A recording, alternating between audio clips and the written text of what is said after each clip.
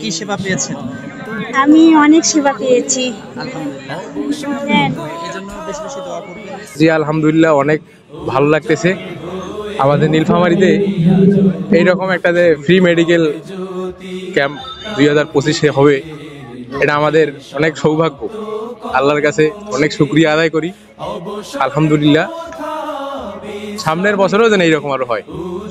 পরীক্ষা দিতে পারছে না, ফর্ম ফিল আপ করতে পারছে না, তাদেরকে সহযোগিতা করে, লেখাপড়ার সুযোগ সৃষ্টি করে দেয়, ভর্তির ক্ষেত্রে সহযোগিতা করে, সিট পাইতে তাদেরকে সহযোগিতা করে দেয়। এইভাবে বিভিন্নভাবে একজন ছাত্রছাত্রীর পিছনে তারা কাজ করছে। আমি ইসলামী ছাত্র শিবিরের এই কার্যক্রমের জন্য আমি তাদেরকে মোবারকবাদ জানাই। তারা এগিয়ে যাক দেশের কল্যাণের জন্য, মানবতার কল্যাণের জন্য। একটি সুন্দর বাংলাদেশ আমরা যে দেখতে চাই, একটি বৈষম্যহীন বাংলাদেশ আমরা দেখতে চাই। সেই বৈষম্যহীন সুন্দর বাংলাদেশ গড়বার জন্য সুন্দর মানুষের প্রয়োজন, সুন্দর মন মানসিকতা প্রয়োজন। ইসলামী ছাত্র শিবির সেই ঘাটতি পূরণ করে এগিয়ে যাবে, এই আশাবাদ আমি ব্যক্ত করছি। আমি শিবিরের আয়োজনের সার্বিক সাফল্য কামনা করি।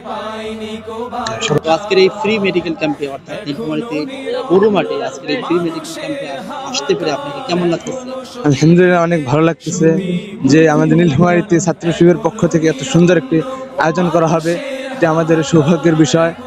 আমরা আশাবাদ করি ভবিষ্যতেও তারা যেন এরকম জনগণের স্বার্থে, সুবিধার স্বার্থে এরকম সুন্দর সুন্দর আরো আয়োজন করুক ফ্রি মেডিকেল।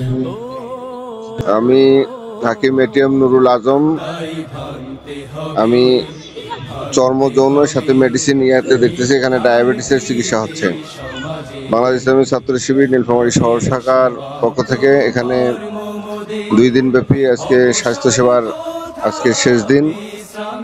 আলহামদুলিল্লাহ, ব্যাপক উদ্দীপনা এবং উৎসাহ নিয়ে মানুষ এখানে স্বাস্থ্যসেবা নেওয়ার জন্য বিভিন্ন ওয়ার্ড থেকে আসতেছে।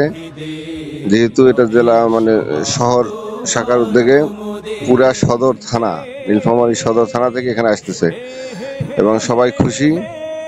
আর এই জন্য বাংলাদেশ ইসলামী ছাত্র শিবিরকে ধন্যবাদ জানাই যে এরকম একটা আয়োজন করার জন্য। আসসালামু আলাইকুম। ভাই, আপনার নাম কি? আমার নাম মোহাম্মদ রুহুল আমিন মিলন। রুহুল আমিন। আপনি এখানে কি পরীক্ষা করিয়েছেন? আমি ব্লাড টেস্ট করতে আসছি। ব্লাড টেস্ট করছেন, অর্থাৎ রক্তের গ্রুপ নির্ণয় করতে আসছেন। জি।